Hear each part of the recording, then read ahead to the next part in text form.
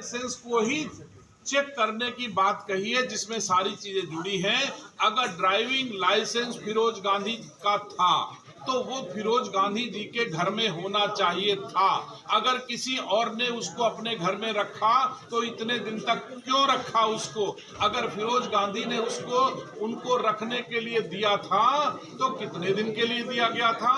क्या वाकई वो लाइसेंस वैधानिक रूप से सत्य है या केवल लिपि बना करके सस्ती लोकप्रियता पाने के लिए मीडिया के सामने ला दिया गया और छलने के लिए कि रायबरेली की जनता को छला जाए फिरोज गांधी का ड्राइविंग लाइसेंस दिखा करके?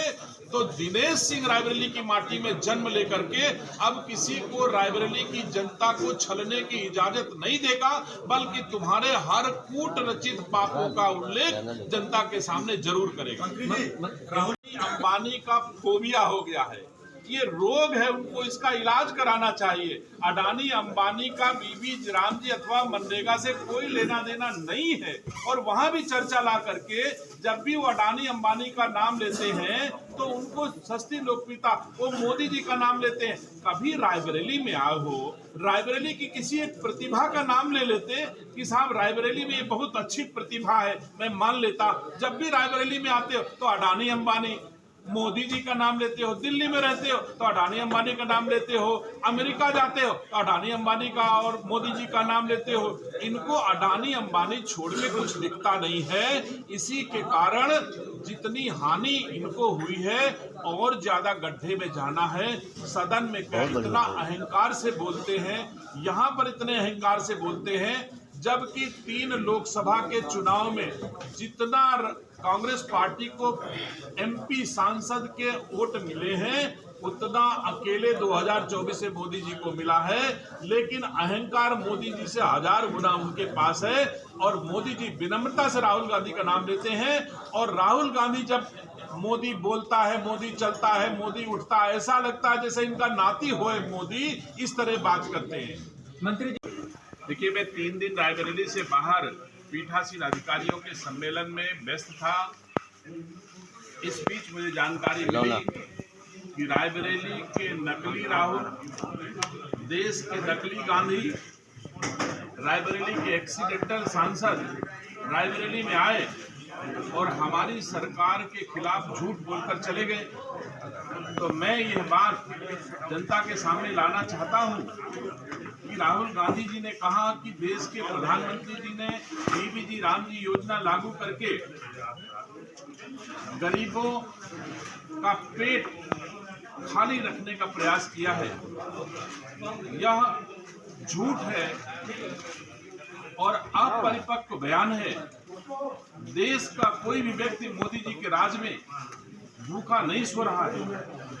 बड़े व्यापक तैयारी के बाद बीबी राम जी योजना संचालित हुई है और समय समय पर बीबी राम जी योजना का परिवर्तन 1960 से अब तक उत्तरोत्तर समय समय पर इसमें परिवर्तन किया गया है।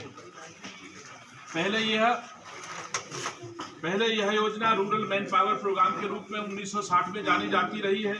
उसके बाद रूरल एम्प्लॉयमेंट के बारे में जानी गई, फिर नेशनल रूरल एम्प्लॉयमेंट प्रोग्राम के बारे में जानी गई, फिर जवाहर रोजगार योजना के रूप में जानी गई, फिर संपूर्ण ग्रामीण रोजगार योजना के नाम से जानी गई, फिर महात्मा गांधी राष्ट्रीय ग्रामीण रोजगार गारंटी योजना के रूप में जानी गई और अभी भी राम जी योजना के रूप में जानी जा रही है। समय पर सरकारों के द्वारा नाम में परिवर्तन, आवश्यकता के अनुसार योजना में परिवर्तन किए जाते रहे हैं। यह कोई अस्वाभाविक काम नहीं था जो हमारे देश के यशस्वी प्रधानमंत्री जी ने किया और मुझे गर्व है कि हमारे देश के प्रधानमंत्री जी ने जो बीबी राम जी योजना लागू की वो कई गुना मनरेगा से बेहतर योजना आज की तारीख में है। इसमें व्यवस्था की गई है कि अगर 6 दिन तक भुगतान नहीं होगा मनरेगा में, बीबी राम जी में अगर 6 दिन तक भुगतान नहीं होगा तो उसके बाद ब्याज सहित भुगतान किया जाए। अगर 15 दिन के भीतर मांगने पर रोजगार नहीं मिलता तो बेरोजगार भत्ता हम देंगे। ऐसे कड़े कानून भी इसमें बनाए गए हैं, कड़े प्राविधान भी किए गए हैं। 100 दिन के बजाय 125 दिन की गारंटी दी गई है। 60 दिन यह योजना जब फसलों का काम गांव में होता है, उस समय जब खेती का काम होता है उस समय नहीं लागू रहेगी। वो 60 दिन इसलिए रोके जाएंगे कि वो 60 दिन मजदूर अपने गांव के खेती किसानी के कारण उनको रोजगार मिल जाएगा, उनको काम मिल जाएगा। तो 125 दिन की गारंटी हमारी बीबी जी राम जी देगी और 60 दिन गांव में होगा। तो इस प्रकार से 100 दिन के बजाय अब 185 दिन की गारंटी बीबी जी राम जी दे रही, जो मनरेगा में पहले 100 दिन की गारंटी होती थी। इस योजना में अब परमानेंट इंफ्रास्ट्रक्चर गांव में बनाया जा सकता है। आत्मनिर्भर गांव बनाने के उद्देश्य से अगर गांव में आवश्यक है कि छोटी सी शॉपिंग कॉम्प्लेक्स बना दिया जाए 10 दुकानों की, और 10 बेरोजगार गांव के लोगों को दुकानें दे दी जाएं, और परमानेंट वो इंफ्रास्ट्रक्चर डेवलप हो जाएगा जो गांव की आय भी बढ़ाएगा और गांव में रोजगार भी देंगे। ऐसे ही गांव में उत्सव भवन, बारात घर की स्थापना भी बीबी जी राम जी से हो सकती है।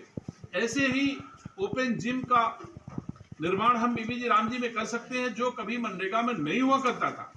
तो ऐसे बहुत से कामों को जोड़ा गया है, इसे सर्वस्पर्शी बनाने का प्रयास किया गया है। हर किसी को लाभ मिले जो इसके पात्र हैं, इसकी व्यवस्था सुनिश्चित की गई है।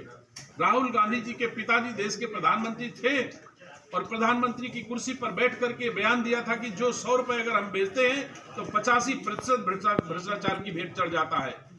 आज कम से कम मोदी जी ने इस योजना में भी व्यवस्था की है कि आपकी ऐसी स्क्रीनिंग तकनीक के माध्यम से की जाएगी कि कोई भी भ्रष्टाचारी इसमें इंटर नहीं कर पाएगा।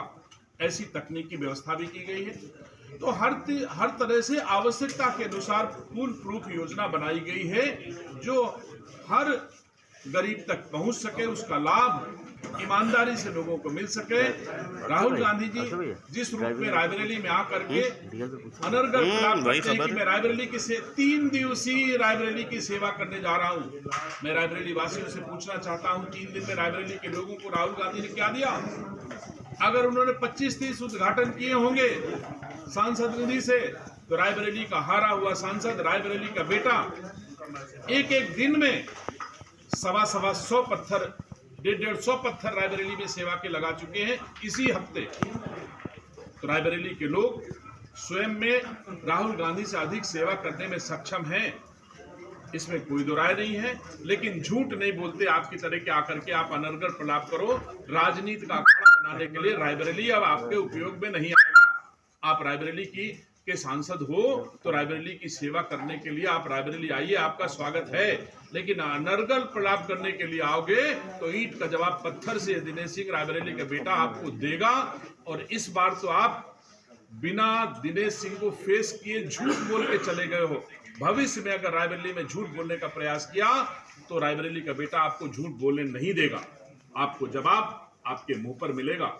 इसलिए राहुल गांधी जी, जब आपने रायबरेली को राजनीति का अखाड़ा बना लिया, बन गया होगा, अब रायबरेली सक्षम है, रायबरेली का नेतृत्व सक्षम है, देश की सरकारें सक्षम है कि आप सही काम करो, रायबरेली की जनता का आशीर्वाद प्राप्त करो। इस पर मुझे कोई एतराज नहीं है, सही सेवा करो। लेकिन आपकी यात्रा के बाद जब भी हम लोगों ने देखा है, आज तक रायबरेली के लोगों को कुछ मिला नहीं, सिर्फ आपका पिकनिक हो जाता है, मीडिया में आप आ जाते हैं। मुझे दुख है कि आप मीडिया के लोगों का भी को अपमानित करते हुए यहाँ आकर के पूरे दिन मीडिया के लोग भूए मऊ के सामने खड़े रहते हैं, बैठने के लिए कुर्सी नहीं मिलती, एक गिलास पानी नहीं मिलता।